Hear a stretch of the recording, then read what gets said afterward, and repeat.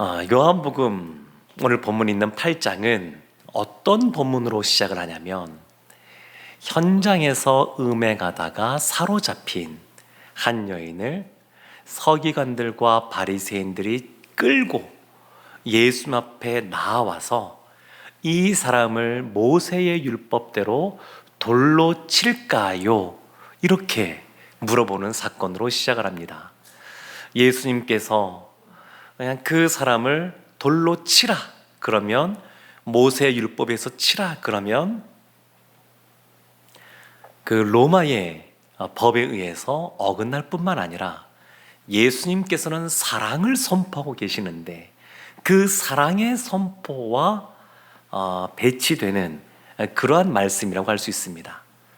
또 치지 말라 그러면 모세의 율법을 어기는 그러한 모습이 됩니다. 그래서 어떤 선택을 하든 올무에 걸리게 되어 있습니다. 그래서 자신만만하게 현장에서 음행하다 잡힌 그 여인을 예수 앞에 끌고 와서 어떻게 해서든 간에 예수님을 올무에 빠지게 하려고 그들이 만반의 준비를 했습니다. 근데 예수님께서 하시는 말씀은 초점이 무엇이 있었냐면, 그들에게 하시는 말씀이 너희 중에 죄 없는 자가 먼저 돌로 치라. 그러니까 사실 너희도 죄인이다, 그것을 강조하신 겁니다. 생각해 보십시오. 유대인들은 선민 사상이 있었습니다. 모세를 통하여 그들 가운데 주어진 그 하나님의 율법, 그 율법을 우리가 갖고 있다. 율법은 옳은 것입니다. 옳은 것을 그들이 손에 쥐고 있다, 이러한 자부심이 있었습니다. 그런데 그들이 착각한 것이 뭐냐면, 옳은 것, 율법을 그들이 가지고 있다 그래서 그들이 행하는 모든 행동이 옳을 것이라고 그들이 생각을 했습니다.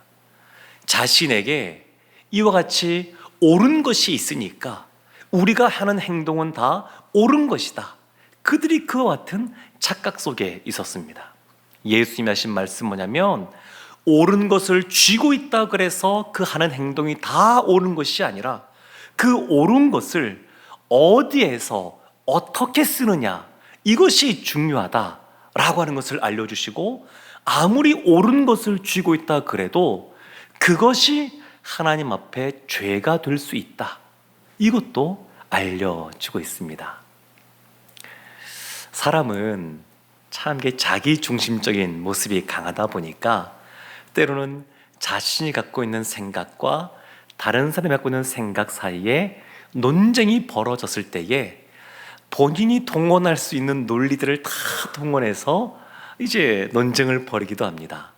그런데 이 논쟁을 벌이면 여러분도 그런 경험 있을 것 같습니다만, 그 논쟁에서 이긴 경험도 있을 것이고 진 그러한 경험도 아마 있을 겁니다. 그러면 이겼다 그러면 진짜 이긴 것이냐? 여러분들의 삶 속에서 혹시 졌던 기억을 생각해 보면, 상대방의 논리가 더 탁월하다 그래서 그 사람에게 온전히 순복하고, 내가 생각을 바꿔야지, 내가 잘못 생각했네, 이런 경험이 있으십니까? 아니면 마음속에서 분노가 치솟습니까? 보통은 사람은 이성적인 존재인 것 같지만 사실 이러한 문제가 닥치면 감정적인 존재가 됩니다. 그래서 객관적으로 옳으냐 그르냐로 판단하는 것이 아니라 내 마음에 싫으냐 좋으냐로 판단하기가 쉽습니다. 그래서 아무리 나에게 옳은 것이 쥐어져 있어도 이걸로 논쟁으로 사는 사람을 이길 때에 진짜 이기는 것이 아니라 오히려 그것이 또 다른 분열을 초래할 수가 있습니다. 그래서 이 모세의 율법에 의하면 이 현장에서 음행하다 사로잡힌 이 여인 돌로 치는 것이 마땅할 것 같지만, 이것보다 예수님은 더 큰 율법을 말씀하고 있습니다. 율법을 가장 큰 율법을 뭐라고 말씀하시냐면 하나님을 사랑하는 것이고, 또 하나는 이웃을 사랑하는 것이다. 그렇게 말씀하였습니다. 이 율법이 왜 존재하느냐? 우리가 죄인인 것을 깨닫고, 그리고 이 죄를 우리의 힘으로 해결할 수 없음을 깨닫고 하나님 앞에 초점을 맞추게 하는 것, 그것이 율법이 주는 유익인데, 그것을 잊어버리고 우리의 손에 율법이 있으니까 우리가 하는 것이 다 옳다, 이렇게 말을 한다 그러면 사실은 신앙 공동체 안에서도 어려운 일들을 일으키기도 합니다. 옳은 것인데 왜 이것을 그러다고 말합니까? 이런 억울한 마음이 들 수도 있습니다. 그런데 하나님께서도 옳은 것을 주시는 그러한 공의 하나님으로서 옳은 것을 알려주시지만, 더 크게 사랑의 하나님으로서 때로는 그것을 품어주기도 하시고 용납하기도 하시고 이해해 주기도 하십니다. 그래서 우리가 무엇을 옳은 것을 쥐고 있느냐, 이것에 초점을 맞출 것이 아니라 이것을 어디에 어떻게 사용하느냐, 이것이 더 중요한 것을 보게 됩니다. 요한복음 8장 24절에 보면 예수님께서 이렇게 말씀하고 있습니다. 우리 24절 말씀 함께 한번 합독하도록 하겠습니다. 그러므로 내가 너희에게 말하기를 너희가 너희 죄 가운데서 죽으리라 하였노라. 너희가 만일 내가 그인 줄 믿지 아니하면 너희 죄 가운데서 죽으리라. 예수님이 지금 아주 충격적인 말씀을 하고 계십니다. 그들이 율법이라고 하는 옳은 것을 쥐고 있다라고 생각하고 이 율법을 자의적으로 해석하여서 자신들의 권력을 공고히 하는 것에, 그리고 예수님을 험담하고 올무로 사로잡는 것에 사용하니까 뭐라고 말씀하시냐면 너희가 죄 가운데 죽으리라. 엄청난 말씀입니다. 유대인들은 늘 우리는 아브라함의 자녀이고 하나님의 선택받은 백성이고 우리는 늘 거룩한 자이고 하나님 나라에 간다라고 그들은 생각하고 있었는데, 예수님이 너희는 너희 죄 가운데서 죽게 될 것이다. 그러니까 유대인들이 생각하는 것과 전혀 다른 그러한 말씀을 하고 계십니다.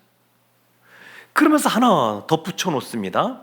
뭐라고 말하냐면 너희가 만일 내가 그인 줄 믿지 아니하면, 예수님을 믿지 아니하면 너희가 죄 가운데서 죽을 것이다.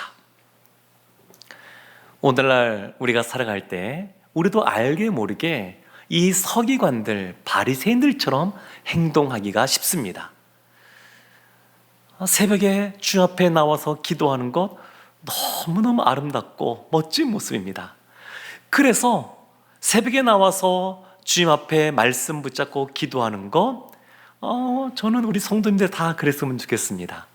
그런데 본인이 그렇게 한다 그래서 그렇게 하지 않는 사람을 정죄한다 그러면 그것은 그 사람에게 올무가 됩니다. 새벽에 기도하는 것 옳은 겁니다. 나쁜 것 아닙니다. 그런데 내가 그것을 한다 그래서 다른 사람에게 그것을 잣대로 들이대서 정죄하면 오히려 그 죄 가운데 빠지게 됩니다. 금식도 마찬가지이고요. 사실 전도도 마찬가지입니다. 전도도 이제 다음 주 토요일 날 새생명 축제 아니겠습니까? 우리가 태신자에게 찾아가서 복음을 전해야 됩니다. 당연히 그래야죠. 마음에 부담감 있죠? 네, 부담감 가져야 됩니다. 주님께서 이 땅에 오신 것, 그와 같이 복음을 전파하기 위해서 오셨고 우리도 예수님께서 보내신다고 말씀하시기 때문에 거룩한 부담감 가져야 됩니다. 그렇지만 나는 태신자를 초청해서 데리고 왔는데 저 사람은 저런 직분이 있음에도 불구하고 그렇게 하지 않았다니, 이렇게 한다 그러면 오히려 그것이 올무가 되고 맙니다. 사랑하는 성도 여러분, 그래서 우리는 예수님께서 나를 믿지 아니하면 이라고 말씀하셨는데, 예수님이 도대체 어디에서부터 오셨고 어디로 가고 예수님은 어떤 분인가? 그래서 우리의 관심을 예수님에게 두어야 됩니다. 예수님이 무엇을 하셨는가? 어떠한 삶을 사셨는가? 우리의 초점이 예수님께 맞춰져 있어야 됩니다. 내가 그인 줄 믿지 아니하면 너희 가운데 너희 죄 가운데서 죽으리라 말씀하셨으니까 우리가 주님께 초점을 더 맞추고 싶습니다. 오늘 본문에 보면 23절에 이렇게 나옵니다. 예수께서 이러시되 너희는 아래에서 났고 나는 위에서 났으며 너희는 이 세상에 속하였고 나는 이 세상에 속하지 아니하였느니라. 예수님께서 너희는 아래에서 났고 나는 위에서 났다, 다르다는 겁니다. 그리고 너희는 세상에 속하였고 예수님은 세상에 속하지 아니하였다. 근데 이것은 세상과 이 성과 속을 구분하는 이분론적으로 말하는 것이 아니라 세상은 이 부패한 곳입니다. 부패한 곳. 그러니까 유대인들이 율법을 갖고 있다고 하지만 그들이 이 세상 가운데 부패한 가운데 있는 겁니다. 그래서 예수님께서 나는 위에서 났다, 위로부터 왔다, 온 곳이 다르다라고 하는 것을 말씀하고 있습니다.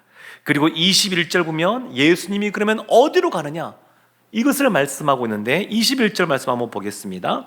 다시 이르시되 내가 가리니 너희가 나를 찾다가 너희 죄 가운데서 죽겠고 내가 가는 곳에는 너희가 오지 못하리라.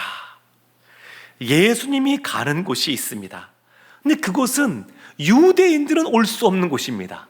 율법을 소유하고 있다 그러고 율법을 지킨다고 하는 그러한 모습으로는 예수님이 가는 곳에 올 수가 없습니다. 요한복음 13장을 보게 되면 예수님이 제자들에게 뭐라고 말씀하시냐면 유대인들은 이렇게 율법을 붙잡고 있는 유대인들은 올 수 없지만 너희는 온다, 이렇게 말씀하십니다. 그러니까 예수 그리스도를 믿으면 예수 그리스도께서 가신 그곳에 갈 수가 있습니다. 그러면서 25절 보면 예수님이 누구인지를 이렇게 말씀하시는데 우리 함께 한번 합독하도록 하겠습니다. 25절 말씀입니다. 그들이 말하되 내가 누구냐? 예수께서 이르시되 나는 처음부터 너희에게 말하여 온 자니라. 아멘. 그들이 묻습니다. 당신이 누구길래 이와 같이 말합니까? 나는 처음부터 너희에게 말하여 온 자다. 요한복음 1장 1절 말씀 보게 되면 태초에 말씀이 계시니라, 이렇게 시작합니다. 태초에 말씀이 계시니라. 예수님께서는 태초부터 계셨습니다. 그리고 말씀에 오셨습니다. 예수님이 말씀이라는 겁니다. 말씀. 요한복음 1장 1절 보면 그 뒤에 이렇게 나옵니다. 이 말씀이 하나님과 함께 계셨으니. 영원 전부터 예수님께서 하나님과 함께 계셨습니다. 그런데 이 부분이 오늘 본문에서는 29절에 이런 식으로 나옵니다. 우리 29절 말씀 한번 찾아볼까요? 29절 말씀 제가 한번 읽어보겠습니다. 나를 보내신 이가 나와 함께 하시도다. 나는 항상 그가 기뻐하시는 일을 행함으로 나를 혼자 두지 아니하셨느니라. 예수님께서 나를 보내신 이와 함께 한다고 말씀하십니다. 함께 한다고. 그러면서 이런 중요한 말씀하십니다. 나는 항상 그가 기뻐하시는 일을 행함으로 나를 혼자 두지 아니하셨느니라. 하나님이 예수님과 늘 함께 하시는데 왜 함께 하시느냐? 하나님이 기뻐하시는 일을 예수님이 행하셨기 때문에 그렇습니다. 그런데 예수님께서 그러면 하나님이 기뻐하시는 일 무엇을 하였느냐? 이사야서 말씀을 보면 40장부터 66장까지 구약에서 다시 오실 예수 그리스도, 고난받는 종에 대해서 말씀하는데 한번 찾아볼까요? 이사야서 55장입니다. 이사야서 55장 8절부터 한번 말씀을 보겠습니다. 이사야서 55장인데요. 8절 9절에 우리가 잘 아는 유명한 구절이 나옵니다. 8절에 이렇게 나옵니다. 이는 내 생각이 너희의 생각과 다르며 내 길은 너희의 길과 다름이니라. 여호와의 말씀이니라. 하나님의 생각은 우리의 생각과 다릅니다. 하나님의 길은 우리의 길과 다릅니다. 하나님이 일하시는 방식은 우리가 일하는 방식과 다릅니다. 하나님이 디자인하신 그러한 구원의 길은 유대인들이 생각하는 것처럼 율법을 붙잡고 있다 그래서 갈 수 있는 그러한 것이 아닙니다. 9절에 보면 이렇게 나오죠. 이는 하늘이 땅보다 높음같이 내 길은 너희의 길보다 높으며 내 생각은 너희의 생각보다 높음이니라. 왜 이런지 그것을 좀 더 풀어서 설명하는데 10절에 이렇게 나옵니다. 이는 비와 눈이 하늘로부터 내려서 그리로 되돌아가지 아니하고 땅을 적셔서 소출이 나게 하며 싹이 나게 하여 파종하는 자에게는 종자를 주며 먹는 자에게는 양식을 줌과 같이 비와 눈이 내리면 하늘로부터 내려서 다시 돌아가지 않는다는 겁니다. 한 번 내리면 그것 때문에 싹이 나고 종자에 싹이 나고 소출이 나오게 된다는 겁니다. 그래서 11절 말씀이 중요한데 이렇게 나옵니다. 내 입에서 나가는 말도, 내 입에서 나가는 말, 하나님의 입에서 나가는 말, 이 말씀이 누구냐? 예수님입니다. 예수님. 내 입에서 나가는 이 말도 이와 같이 헛되이 내게로 되돌아오지 아니하고 나의 기뻐하는 뜻을 이루며 내가 보낸 일에 형통함이니라. 나의 기뻐하는 뜻을 이룬다. 이미 예수님이 이 땅에 오시게 되면 예수님께서 하나님이 기뻐하시는 일을 행한다는 겁니다. 예수님이 어떤 일을 하셨습니까? 십자가를 지시는 사명을 완수하셨습니다. 그래서 하나님이 기뻐하시는 일이 뭐냐? 하나님이 주신 사명을 완수하는 것이 하나님이 기뻐하시는 일입니다. 그 하나님이 주신 사명을 완수할 때 하나님이 기뻐하시고 그 사람과 함께 임마누엘의 하나님으로 동행하십니다. 사랑하는 성도 여러분, 하나님은 우리에게 사명을 주십니다. 예수님이 구원받은 자들에게 마태복음 28장부터 보게 되면 제자로서 우리를 보내십니다. 우리로 하여금 복음을 전파하는 사람들로 우리에게 사명을 주셨습니다. 또한 뿐만 아니라 우리 이 교회에서도 하나님이 주시는 직분이 있고 직책들이 있는데 이런 것들이 다 하나님이 우리에게 주신 사명입니다. 그 사명이 있는 사람이, 그 사명을 감당하는 사람이 하나님을 기쁘시게 하는 일을 하는 사람들입니다. 그래야 하나님이 함께, 항상 함께 하십니다. 마태복음 28장 그 끝에도 보게 되면 볼지어다 내가 세상 끝날까지 너희와 항상 함께 있을 것이다 말씀하시는데 그 앞에 조건이 제자 삼는 제자의 삶을 살 때 이렇게 되어 있습니다. 사랑하는 성도 여러분, 우리는 다 신앙의 정도가 다릅니다. 예수님 믿고 구원받은 사람, 이제 신앙인으로서의 그 첫걸음을 시작하는 겁니다. 그분에게 이와 같이 제자 삼는 제자의 삶을 살라고 말하지 않습니다.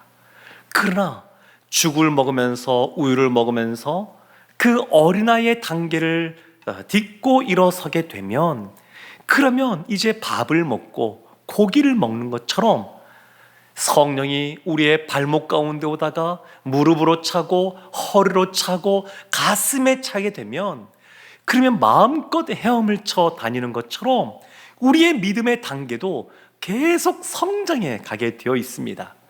하나님을 너무나 잘 아셔서 마음에 아픔이 있고 상처가 있는 분들 하나님이 먼저 싸매 주십니다. 베드로가 예수님이 부르셨을 때에 그 물고기 잡을 때 부르셨을 때에 배도 버려두고 그물도 버려두고 고기도 버려두고 예수님을 따라갑니다.